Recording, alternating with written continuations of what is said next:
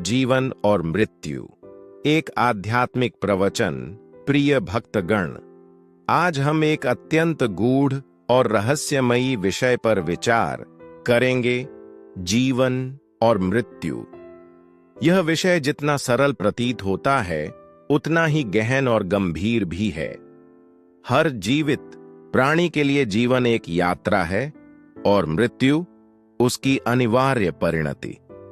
हम इसे स्वीकार करें या न करें, यह सृष्टि का शाश्वत नियम है। जीवन का महत्व, जीवन एक अनमोल उपहार है जो हमें परमात्मा द्वारा दिया गया है। यह एक अवसर है, एक साधन है आत्मा की उन्नति के लिए, कर्मों के फल भोगने के लिए और मोक्ष प्राप्त करने के लिए।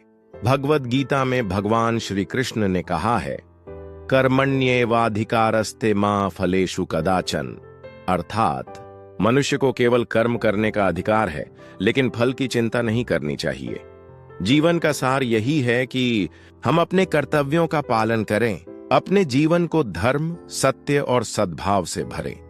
मृत्यु का रहस्य, मृत्यु जीवन का अंत नहीं, बल्कि एक नवीन यात्रा की शुरुआत है।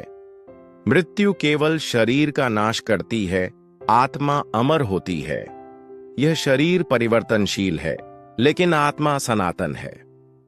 गीता में भगवान श्री कृष्ण अर्जुन से कहते हैं, न जायते म्रियते व कदाचिन, नायम भूत्वा भविता वा न भूयः, अजो नित्यः शाश्वतोयम पुराणो न हन्यते हन्यमाने शरीरे।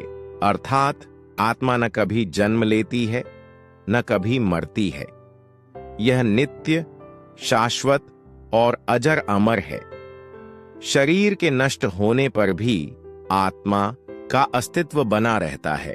जीवन और मृत्यु के मध्य का संबंध, जीवन और मृत्यु दो पहलू हैं जो एक दूसरे से अविभाज्य हैं। जिस प्रकार दिन के बाद रात आती है और फिर दिन निकलता है, वैसे ही जीवन के बाद मृत्यु आती है और फिर पुनर्जन्म होता है। यह एक चक्र है जिसे हम संस्कार और कर्म के अनुसार प्राप्त करते हैं। कर्म का प्रभाव, हम जो भी कर्म करते हैं उनका परिणाम हमें इसी जीवन में या अगले जन्म में भोगना पड़ता है। यदि हम अच्छे कर्म करते हैं तो हमें शुभ फल मिलता है, और यदि हम पाप कर्म करते हैं तो हमें दुख भोगना पड़ता है। मृत्यु के समय की स्थिति, मृत्यु के समय हमारी मानसिक स्थिति बहुत महत्वपूर्ण होती है। जिस भाव से हम मृत्यु को प्राप्त होते हैं, उसी के अनुसार हमारा अगला जन्म निर्धारित होता है। श्रीमद् भागवत गीता में कहा गया है, यम यम वापि स्मरण भावम त्यजत्यन्ते कलेवरम, तम तमे वैति कौन्तेय सदा तद्भाव भावितः। अर्थात मृत्यु के समय जो जिस भाव का स्मरण करता है, वही उसे प्राप्त होता है। इसलिए जीवन में सदैव ईश्वर का ध्यान, सत्कर्म और आत्मा की शुद्धि पर ध्यान देना चाहिए। मृत्यु का भय क्यों? हम मृत्यु से डरते हैं क्योंकि हम इसे अज्ञात मानते हैं। लेकिन यदि हम समझ जाएं कि मृत्यु केवल एक परिवर्तन है, तो भय समाप्त हो जाता है। एक अच्छा साधक, एक भक्त और एक ज्ञानी पुरुष मृत्यु से नहीं डरता, क्योंकि वह जानता है कि आत्मा अविनाशी है। मृत्यु को सहज रूप में स्वीकार करने के उपाय, सद्कर्म करें। अच्छे कर्म ही मृत्यु के बाद हमारी आत्मा को शांति प्रदान करते हैं। ईश्वर की भक्ति करें। सच्चे मन से ईश्वर का स्मरण करने से आत्मा को शुद्धता प्राप्त होती है। मोह और अहंकार को त्यागें। सांसारिक बंधनों से जितना अधिक मुक्त होंगे, मृत्यु उतनी ही सुखद होगी। ध्यान और योग करें, इससे मन और आत्मा की उन्नति होती है, जो मृत्यु को सहजता से स्वीकार करने में सहायता करती है। मृत्यु के बाद क्या?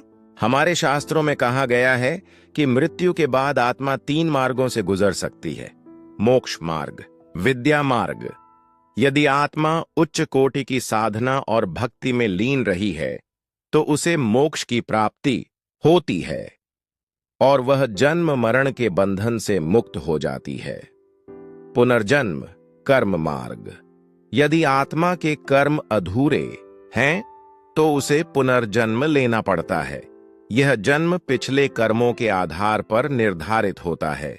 यातनात्मक मार्ग, अधर्म मार्ग। यदि आत्मा ने पाप कर्म किए हैं तो उसे नरक में यातनाएं भोगनी पड़ती हैं। जीवन को सार्थक कैसे बनाएं? सदाचार को अपनाएं। सत्य, अहिंसा, प्रेम और करुणा को अपने जीवन का हिस्सा बनाएं। सेवा भाव रखें, दूसरों की सेवा करें, क्योंकि सेवा ही सच्ची भक्ति है। धर्म और आध्यात्मिकता को अपनाएं। नियमित रूप से ध्यान, योग और सत्संग करें। जीवन को सकारात्मक दृष्टिकोण से देखें। सुख दुख, लाभ हानि को समान भाव से स्वीकार करें। निष्कर्ष, जीवन और मृत्यु एक ही सिक्के के दो पहलू हैं। जीवन एक अवसर है और मृत्यु एक नई शुरुआत। हमें इसे भय से नहीं बल्कि आत्मिक विकास और ईश्वर की ओर अग्रसर होने के अवसर के रूप में देखना चाहिए।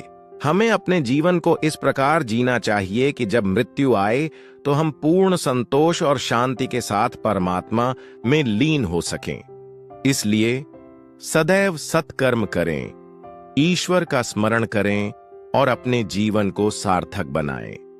यही जीवन और मृत्यु का सच्चा रहस्य है। ओम शांति शांति शांति।